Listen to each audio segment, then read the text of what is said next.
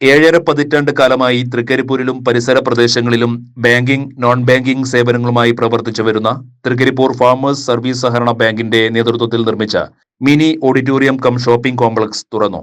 Rajmohan Unnithan M P ഉദ്ഘാടനം ചെയ്തു. തൃക്കരിപ്പൂർ ടൗണിലുള്ള പ്രധാന ശാഖാ വളപ്പിലാണ് 80 ലക്ഷം രൂപ ചെലവിൽ ഇരുനില കെട്ടിടം നിർമ്മിച്ചത്. 175 പേർക്ക് ഇരിപ്പിടമുള്ള ശീതീകരിച്ച മിനി ഓഡിറ്റോറിയവും 5 കടമുറികളുമാണ് ഉദ്ഘാടനം ചെയ്ത കെട്ടിടത്തിലുള്ളത്. ചടങ്ങിൽ ബാങ്ക് പ്രസിഡന്റ് വി വിജയൻ അധ്യക്ഷത വഹിച്ചു. ഗ്രാമപഞ്ചായത്ത് പ്രസിഡന്റ് വി ബാബ മുഖ്യാതിഥിയായിരുന്നു.